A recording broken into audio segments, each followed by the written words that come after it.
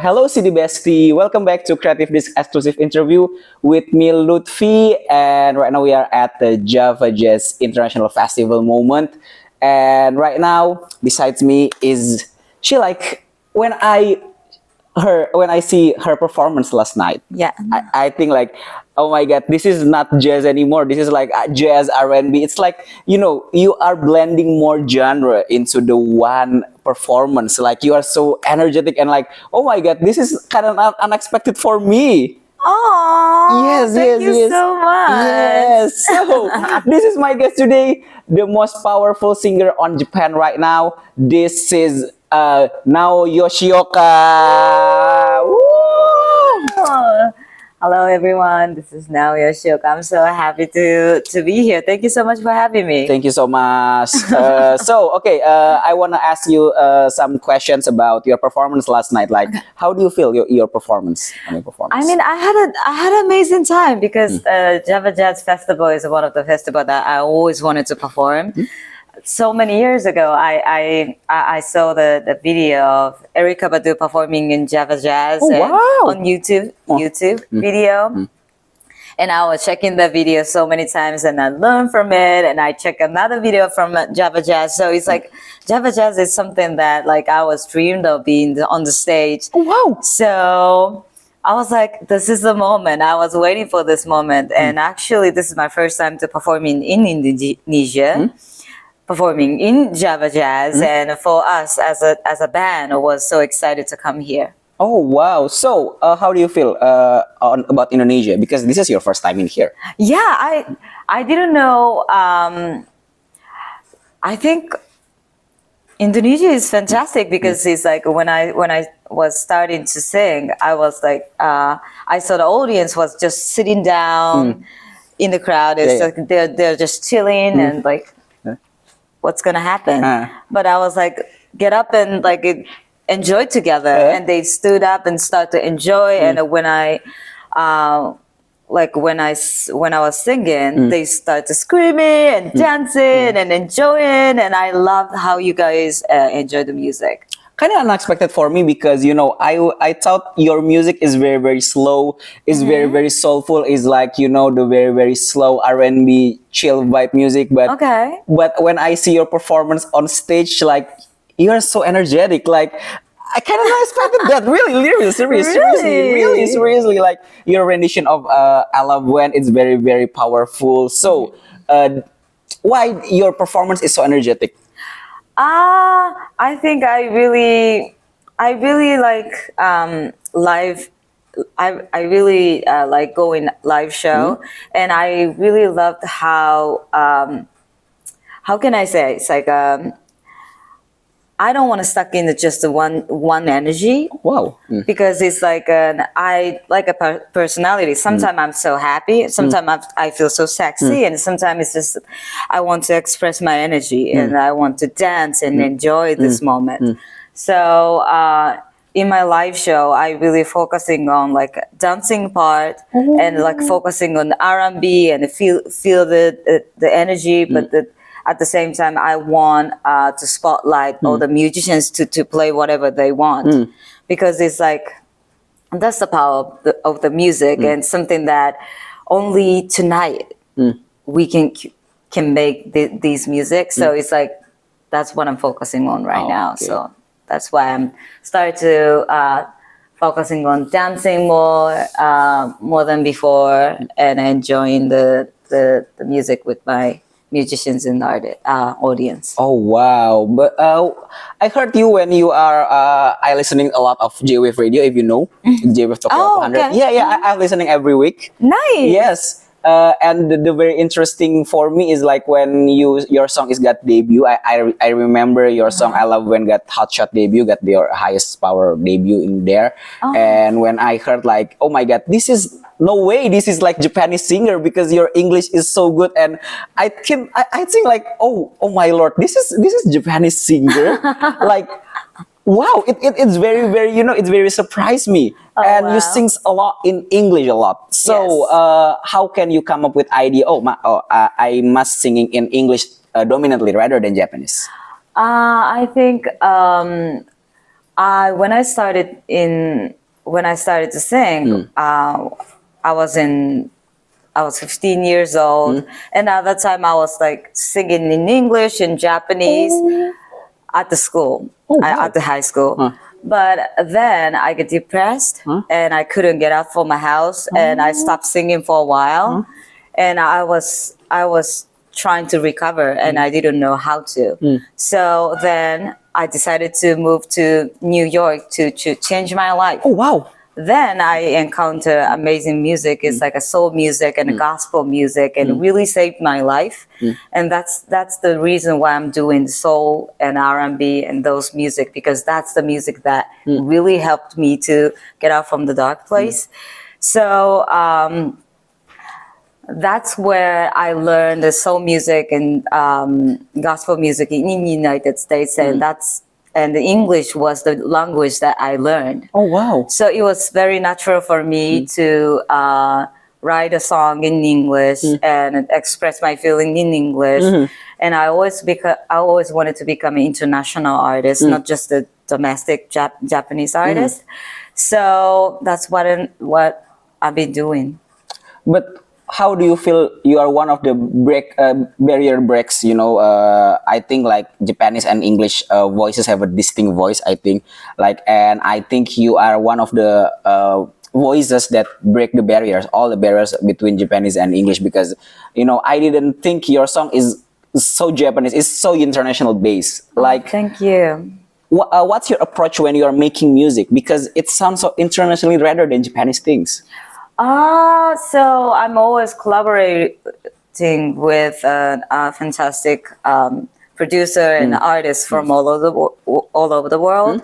Sometimes I work with a Dutch artists, Dutch producers, and American producer, of course, and UK producers. And I always have those like a international like perspective. So I think it's. And sometimes I work with the Japanese producers, but they have more like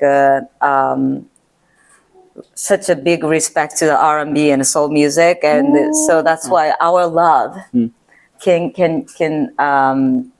break all the barrier. Oh wow! So what the experience that you've got when you're moving to New York? It was hard because at the time I moved to New York when I was 20. Then I couldn't speak English. Really? Yeah, I couldn't. I mean, like I learned English in Japan for 6 years, like junior high school and high school, but I was a bad student. So I couldn't speak English. So my hope is just like once a week I have a vocal lesson, personal vocal lesson for 1 hour.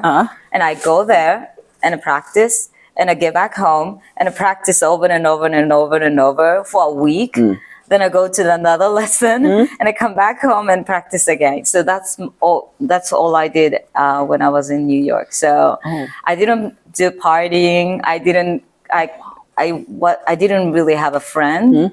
So music was the only friend and like enjoy that I had at the time. So it was difficult, but I learned a lot and I grew a lot from it. Oh wow! What's the lesson things you learn when you are on exile on the New York? Exile? Exile, you've on the New York. Under New York? Yes. What's the lesson learned? Lesson learned on life. So I used to think that it's like a technique and the feeling is very, very difficult to balance when it comes to the singing in English, like a different language. And I grew up in Japan and I only speak in Japanese. So when I try to express my feeling into English, through English language, I need to have a skill. Oh, wow. So I used to think like, I feel it, so you're going to feel it, right? Yeah. But it didn't work that way. So I learned a technique and I learned how to use my voice and how to use my pronunciation to express my emotions. And that was most difficult part, but it was good lesson for me to learn. Oh wow, because wow, right now I'm still shocked because Japanese artists doesn't have a quite speaking well in English, and you are one of the. I think you're one of the most proficient Japanese singer when talking about English. I think when you're talking about international language, because I can feel your soul in it. When I heard "I Love When," this is my favorite tracks of all the time. Thank you. I think you express your soul on it. But speaking about Japanese music, what do you think about Japanese music scene right now? Japanese music jazz scene right now? Because it's interesting because I heard you on streaming platform. Something that strange in Japanese music scene in the past decade. Oh, I see. To be honest, I'm not really following Japanese music scene right now, but I do know that Japanese, like a jazz music, Japanese jazz music. Huh? yeah, jazz music industry. There are a lot of musicians try to get out from Japan and it's like it became an international artist, and I really respect those artists. And for me, it's like what. Takuya Kuroda. That's my favorite. Really? That's my favorite. Yes. His technique is so mwah. And a Big Yuki, and one of Big Yuki, yeah. Yes, one of those two artists is like a artist that I'm looking up right now. Oh wow! And I learn a lot of things from them because it's like they've been successful over worldwide. And I love how they express their feelings through the music and the skills and the music that they create is something beyond. Yeah. So yes, so they're successful in the worldwide, and there are a lot of young people that are looking up on them. It's like trying to be that person. And wow. Yeah, and those things makes me so happy. Oh wow! So about Japanese music, what's your first album that you bought in Japan? Both in Japan and international in New York. Okay, so what was the name? When I was in high school, I bought I forgot. Because at that time I bought the CD, the band, but I forgot. But internationally, Aretha Franklin. Huh? Aretha Franklin? It's which international album. Lady Soul. Oh wow! Okay.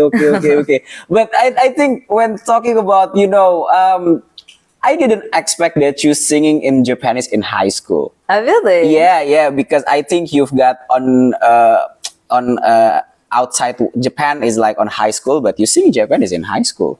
Yeah. Oh wow! What kind of song that you sing, if you can remember? I mean, I was thinking just like a J-pop that at that time was popular. Who is it? It's like a Utada Hikaru. Oh my god, that's my favorite. Oh, really? I'm really big fans of her. Oh, really? Her new album is so it's so dope, I think. And Misha was the Misha. Oh wow! And Utada Hikaru is one of two artists that I always sing at the karaoke. Oh wow! Yeah. Which Misha song? She released like a gospel kind of sound song, and I forgot the name of it. Yeah, I know the gospel one song. Yes, but I it was like 20 years ago. Yes, I think she's like the album is like for me is like mother, like mother, father, brother, sister, like the Misha cover, like the circle around it. That's my favorite too. Like that one. I think I liked the first and second album. Oh, me too. That's the first and second album. Yeah. Okay, so I want to ask you some question. I think it's very, very unique because I think you didn't come with the jazz side, because when I see your performance, I see your R&B side, your pop side, and you dancing around like it's not like it's like you break the stereotype of jazz music, I think. But what kind of jazz music is for you? So Recently, people look at me as a jazz artist in Yes. some way. Yes. But I don't look at myself as a jazz artist because I learn music from soul music and Yeah. gospel music and R&B music. But recently I've been working with a lot of jazz musicians and they gave me a lot of essence from the jazz. So I don't really see myself as a jazz singer. Because you didn't, I think. Yeah. Yeah, yeah. I'm a soul singer. Right. But I love working with the jazz musicians and because they have such a huge freedom. Oh, really? Yeah, they have when they play the solos and stuff, they can really open up their boundaries and like try to be free. And I really love that energy. So. Oh, wow. Okay, so this is my very, very two last questions. Okay. The first one is, what's next for Nao Yoshioka? What's next? Yes. Of course. I'm making a new album right now. Oh, what? Can you spoiler it? Can you give a little bit of content of your new album? So my album is always my concept of the album is coming from my life stage right now. So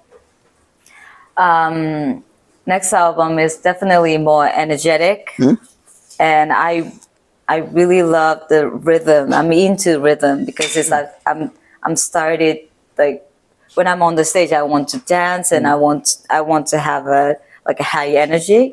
So that's something that you can expect. And also I really want to make a really good R&B music. Ooh. Like I love when kind of vibe. So those things I'm trying to All right. make it. Can you give a message to your listeners in Indonesia? Hello everyone.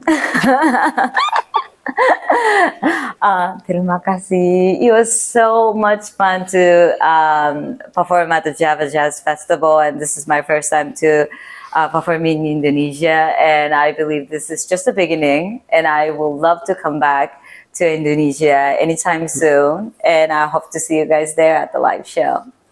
Thank you. Okay, that's a wrap for this interview with Nao Yoshioka. Thank you so much for having me. Thank you so much. And don't forget to check out our interview on CreativeDisc.com and CreativeDisc YouTube and all platform on CreativeDisc. So this is Luthfi and this is Nao Yoshioka. We are signing off. See ya. Bye.